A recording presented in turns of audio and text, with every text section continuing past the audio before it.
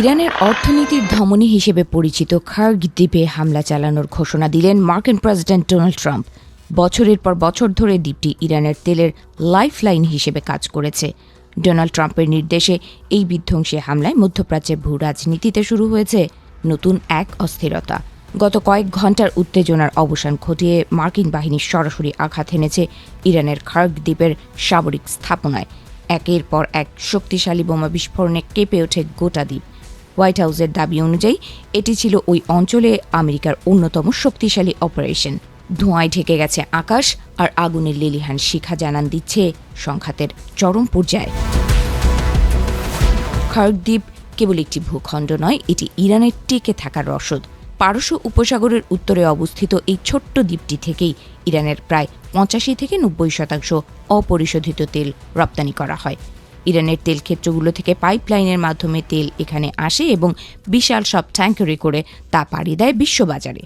উপকূল থেকে প্রায় 30 কিলোমিটার দূরে অবস্থিত এই দ্বীপের প্রাকৃতিক আশীর্বাদ রয়েছে, তা হল গভীর সমুদ্র। ইরানের মূল ভূখণ্ডের অগভীর জলসীমায় বড় জাহাজ ভিড়তে না পারলেও খার্গ দ্বীপের বন্দরে অনায়াসেই নোঙর করতে পারে বিশালাকার সব অল ট্যাঙ্কার। ফলে হরমুজ প্রণালীর কাছে এই দ্বীপটি হয়ে উঠেছে বিশ্ব জ্বালানি সরবরাহের প্রধান এক কেন্দ্র। প্রতিরক্ষা বিশেষজ্ঞরা খার্গ দ্বীপকে ইরানের অ্যাকিলিস হিল বা সবচেয়ে দুর্বলতা বলে অভিহিত করেন, কারণ ইরানের জাতীয় আয়সিংহভাগই আসে এই একটি মাত্র বিন্দু থেকে। তেলের এই ডিপো যদি কোনোভাবে অচল হয়ে পড়ে, তবে রাতারাতি ধসে পড়তে পারে তেহরানের অর্থনৈতিক মেরুদণ্ড। আজকের হামলা সেই স্নায়ুচাপকেই বহুগুণ বাড়িয়ে দিয়েছে।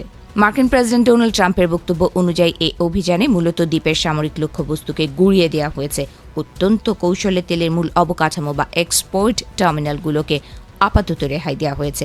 তবে সামরিক বিশেষজ্ঞরা বলছেন এটি একটি প্রচ্ছন্ন হুমকি, অর্থাৎ আমেরিকা বুঝিয়ে দিল যে তারা চাইলে যে কোনো মুহূর্তে ইরানের তেলের কলকবজা বন্ধ করে দিতে পারে। খার্গ দ্বীপে হামলার খবর চাউর হতেই বিশ্বব্যাপী তেলের বাজারে কম্পন শুরু হয়েছে। যেহেতু এখান থেকে চীন সহ এশিয়ার বড় বাজারগুলোতে তেল সরবরাহ করা হয়, তাই সরবরাহ ব্যবস্থা ব্যাহত হওয়ার আশঙ্কায় তেলের দাম আকাশচুম্বী হওয়ার সম্ভাবনা দেখা দিয়েছে। হরমুজ প্রণালী দিয়ে বিশ্বের মোট সরবরাহের প্রায় 1/5 তেল যাতায়াত করে, যা এখন চরম ঝুঁকির মুখে পড়েছে। খার্গ দ্বীপে হামলার ঘটনা এবারই প্রথম নয়। 80-র দশকে ইরান ইরাক যুদ্ধের সময়ও এই দ্বীপটি বারবার লক্ষ্যবস্তু হয়েছিল। সাদ্দাম হোসেনের বাহিনী ইরানকে অর্থনৈতিকভাবে পঙ্গু করতে এই দ্বীপেই হামলা চালিয়েছিল। কয়েক দশক পর আবারও সেই একই দ্বীপকে কেন্দ্র করে ছায়া যুদ্ধের মহড়া শুরু হয়েছে।